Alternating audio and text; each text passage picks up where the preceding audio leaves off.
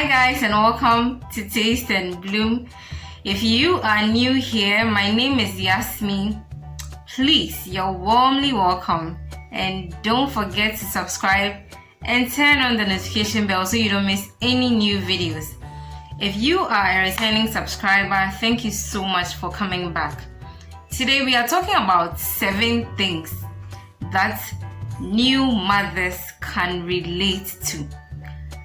Or let me rephrase, 7 things that new parents, okay, so that people will not come and blast me, that new parents can relate to. Point number 1 will be how much effort it takes to get anything done. When I say anything, I mean anything. How much effort it takes as a new mom to do your hair, wear makeup, wear clothes, even take a bath. How much effort it takes. What makes it worse is even how much effort it takes to get ready to go out. Just say it's a whole project work on its own. If you're a new mom or a new parent, I know you can relate to this point. Point number 2 is how much love it's possible to have for a stranger. I mean, these babies came into our lives, we didn't know them from anywhere and they just appeared. But the love you feel for them, Charlie, doesn't just amaze you? It amazes me sometimes. Like, you don't know them from anywhere. You're just getting to know them, but yet you love them to the core. And that is amazing. So I know a lot of new moms or new parents can relate to this. So you put your child to sleep peacefully, okay? Then you run to the shower to take your bath. And then while in the shower, you hear a baby crying, your baby crying. And then you run out of the shower with possibly foam all over you, soap on your face or whatever, only to get to the room and the baby is peacefully sleeping. I mean, those without baby monitors, okay? And the baby is peacefully sleeping. Where did you hear the cry from? Like, where was the cry from? Honestly, I know it happens to a lot of us. So that is point number 3. Baby crying whilst you are in the shower. That thing always happens. Like, even me, that I've been a mother for almost 4 years now, still, like, it gets to be something like when I'm bathing, I'm like, that is my child crying. Then I'll go and then the child will still be asleep. I don't understand that thing. How does it even happen? So point number 4, I think that new moms or new parents can relate to is you learn how to cook and eat with one hand, okay? Your baby is crying, doesn't know how to soothe him or herself. You have to carry them with one hand and still be cooking or eating with one of like the other hand, okay?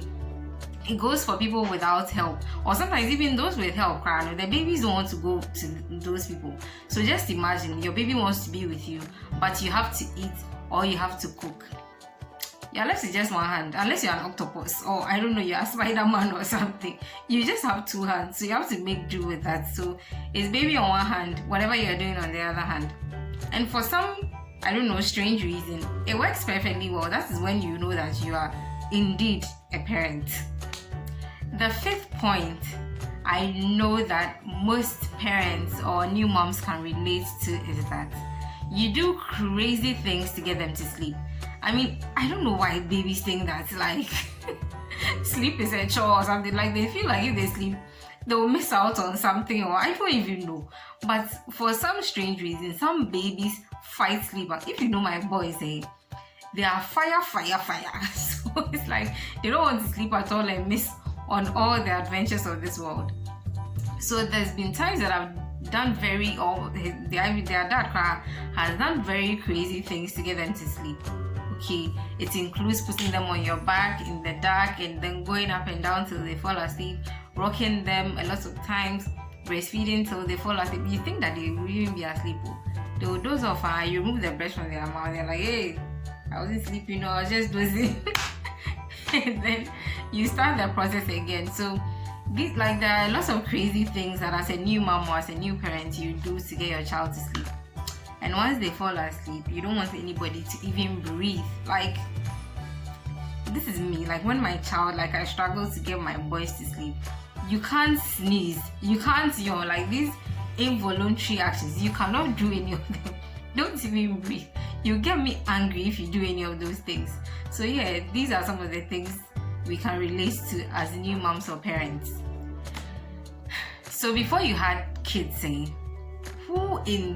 you're not a scientist or a lab technician, like, why would you be analyzing somebody else's poop?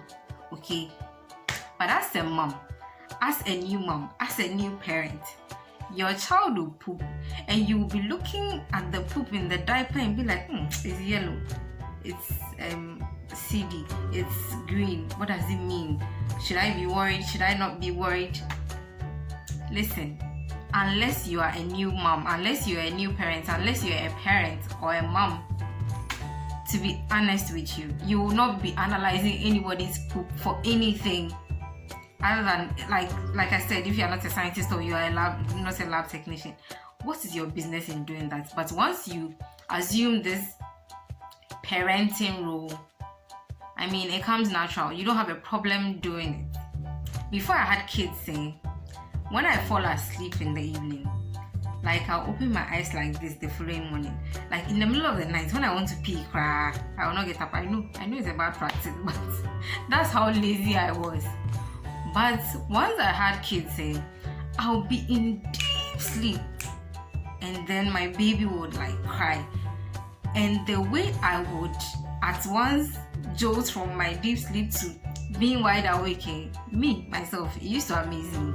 So this is one of the things that, as a new mom or a parent, I feel like we can all relate to. From deep sleep, the following second, you are wide awake.